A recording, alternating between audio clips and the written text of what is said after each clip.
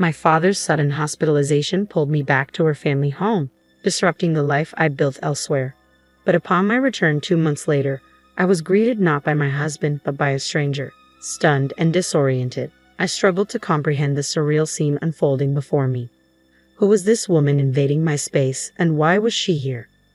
Then my husband materialized, delivering the bombshell I never saw coming. "We've been divorced for 2 months," he announced coolly, adding insult to injury by revealing his plans to sell our home and claim the proceeds as alimony. Anger surged within me, boiling over at his callousness and self-interest. As his words sank in, a fierce determination ignited within me. "You have no idea what's coming," I seethed silently, vowing to reclaim control of my life. "I'm Kathy, aged 42, and it's been 3 tumultuous years since I hurried into marriage on the cusp of 40.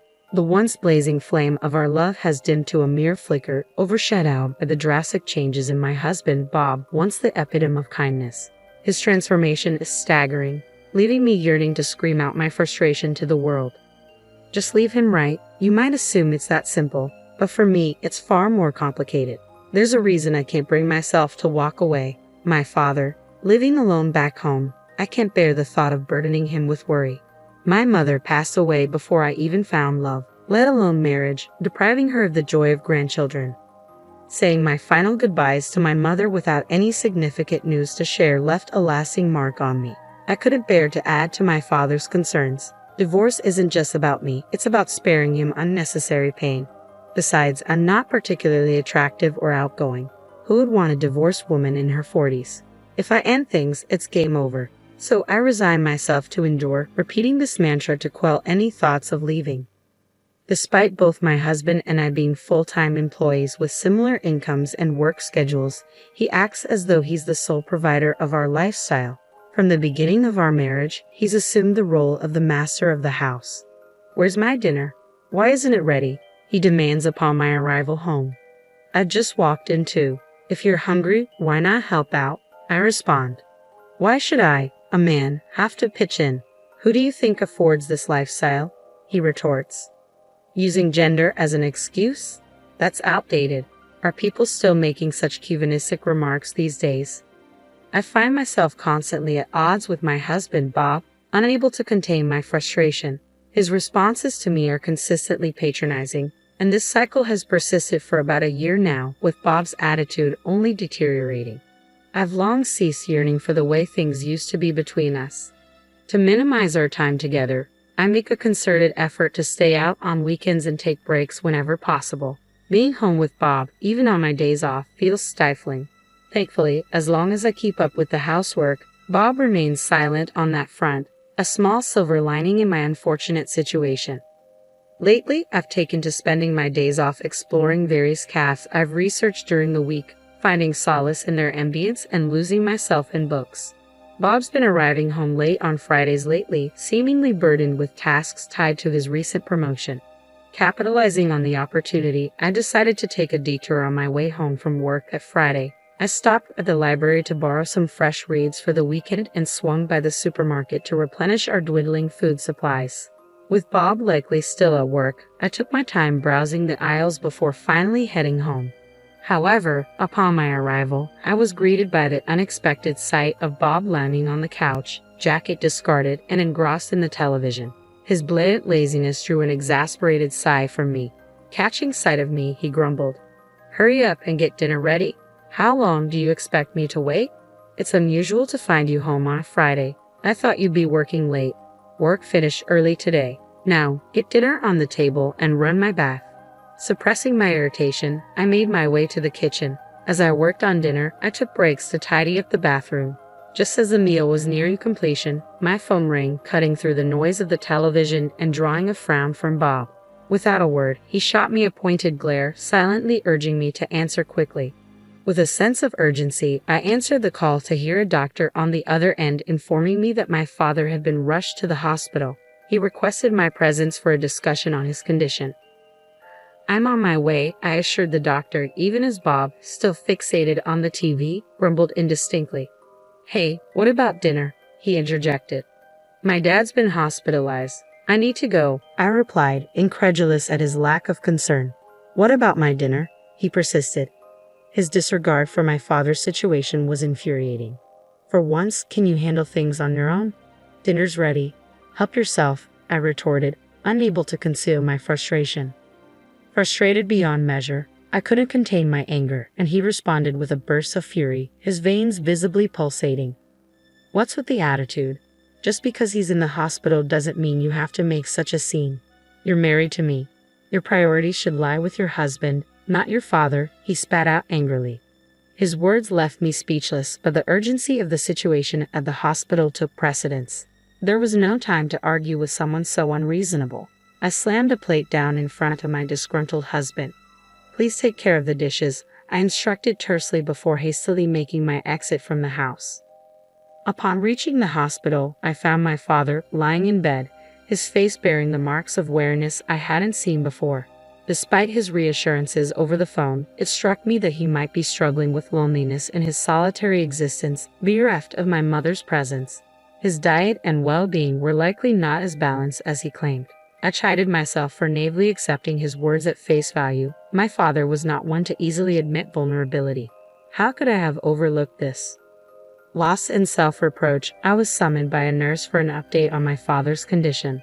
Led to another room, I awaited the attending physician's explanation. The doctor revealed that my father had slipped and fallen on the stairs at the train station, resulting in a fractured leg that would require considerable time to heal. Do you have someone who can bring him necessities during his stay? The doctor inquired. It varies. Rehabilitation will be challenging, I responded. If possible, frequent visits would be beneficial, urged the doctor. Understood.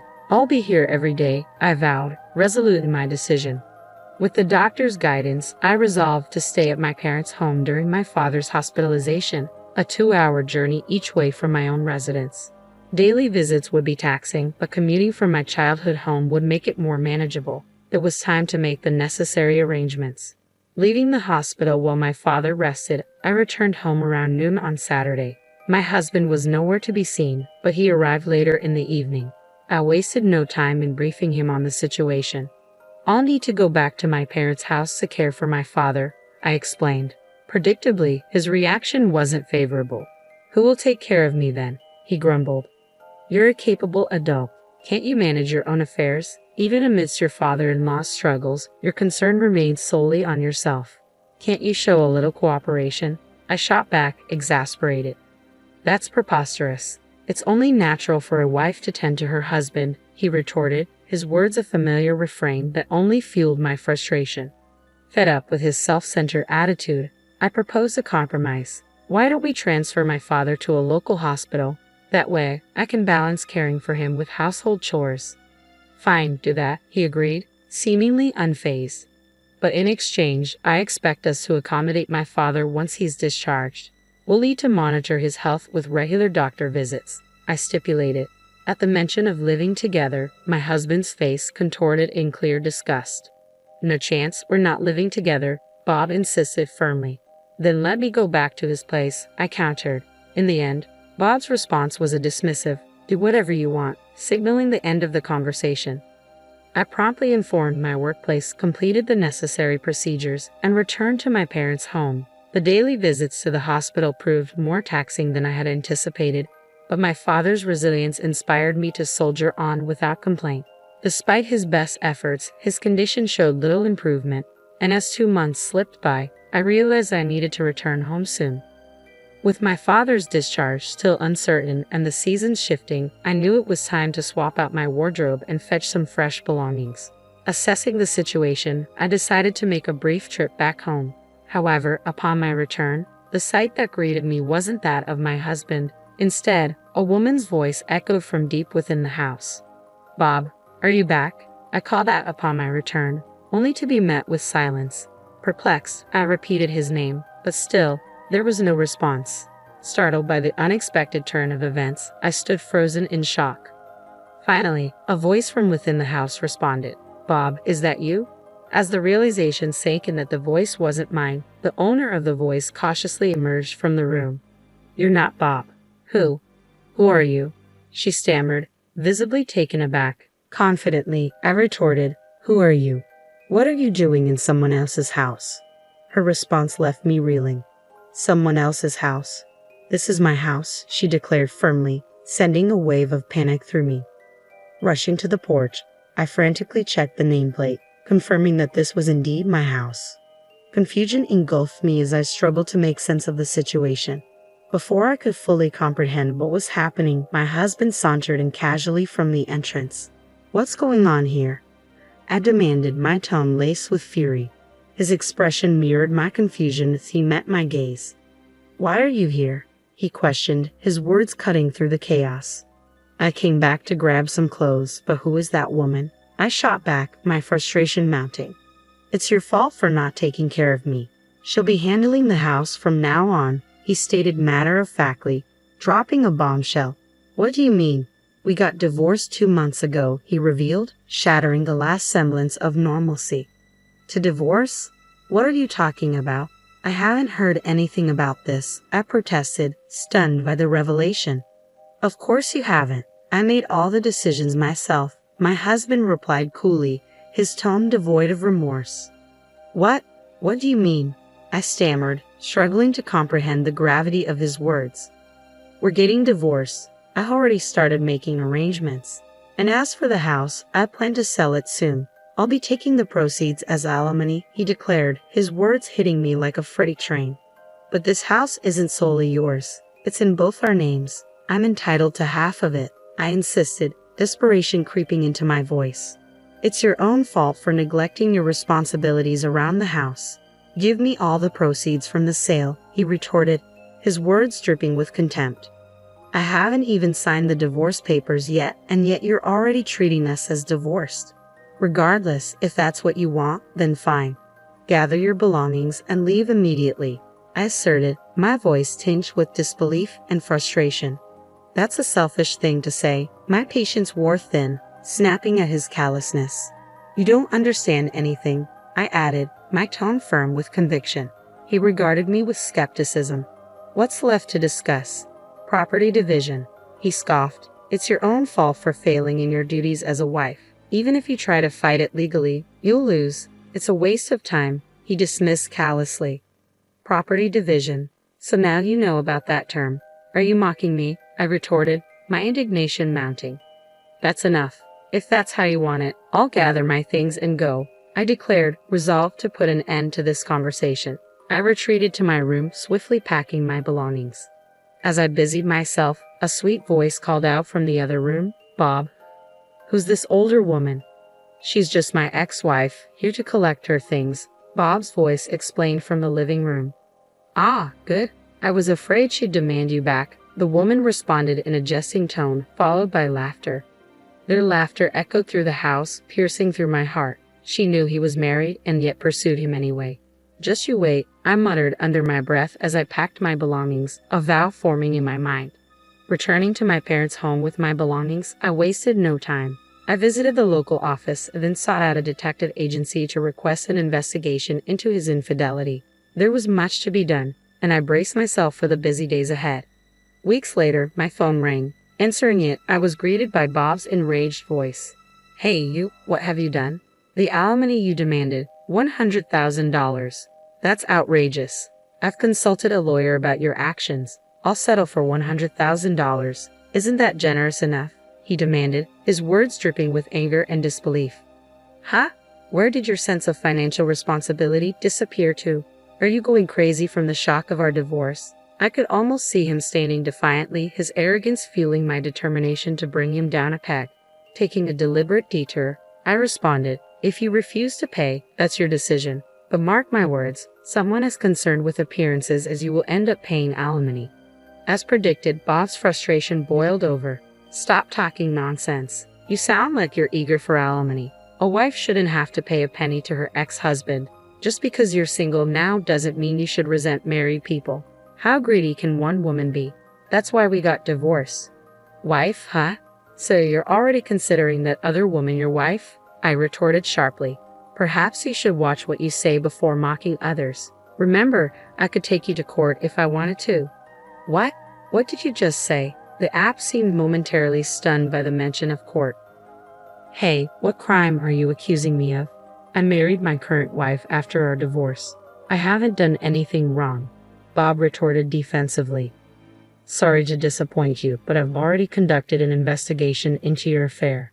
I hired a detective and I have all the evidence, so don't bother trying to deny it, I countered firmly.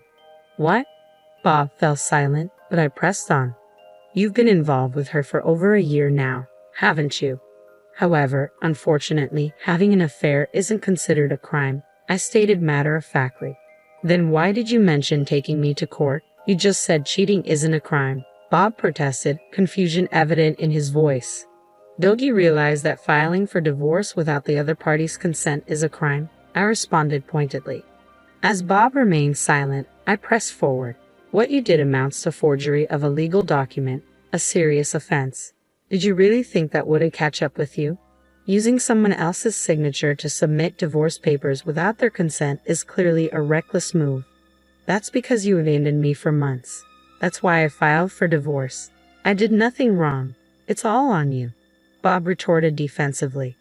Really? You conveniently filed for divorce just 1 week after I moved back to my parents' house. According to the private investigator's report, you claimed I abandoned you for months. Does that make sense to you? We were already divorced, so legally, I wasn't your wife anymore, I countered, my voice edged with frustration. Bob was at a loss for words, but I pressed on. Seriously, what kind of grown man blames his divorce on his spouse not taking care of him? Get real? Take care of yourself. I'm not your personal caretaker. But a wife is supposed to take care of her husband. How else were we supposed to make ends meet? Bob interjected, clinging to his outdated beliefs. What era are you living in? Your salary is pretty much the same as mine, and we split the bills 50-50. Who do you think should be thankful for the life you've been living? I snapped, unable to contain my frustration. I wasn't stopping now. Without waiting for his response, I laid all my cards on the table. I'll sue you for forgery if you don't cough up $100,000 as compensation. If you want to avoid that, just pay up. And don't think your mistress is off the hook. But make sure to get proper compensation from her too. Plus, I'll take half of the house sale and our joint savings as part of the property division. Whoa, hold on. If things go that way, I'll be left with almost nothing. She doesn't even work and I have to support her, Bob pleaded, panic seeping into his voice. Do you think I care? I can sue you for forgery and for infidelity. Should I just do both if you're going to keep whining? I threatened. Fear evident in his silence, Bob abruptly hung up. Always concerned about his public image, he chose to pay the compensation without taking it to court. He ended up having to pay the compensation claims from his mistress as well. Between the property division and the compensation for his mistress, Bob was left with nothing. He struggled to make ends meet, living each day on the edge. To make matters worse, word of his affair spread at his company, subjecting him to uncomfortable stares and judgmental whispers from his colleagues. Unable to quit his job, Bob began to vent his frustration on his new wife. Their once loving relationship quickly deteriorated, devolving into constant arguments. Their relationship was now reportedly at its worst. Meanwhile, I requested a transfer to a branch near my parents' house. My father was discharged from the hospital without any complications, and we settled into a peaceful life together. I am committed to showing my filial piety by taking good care of him from now on.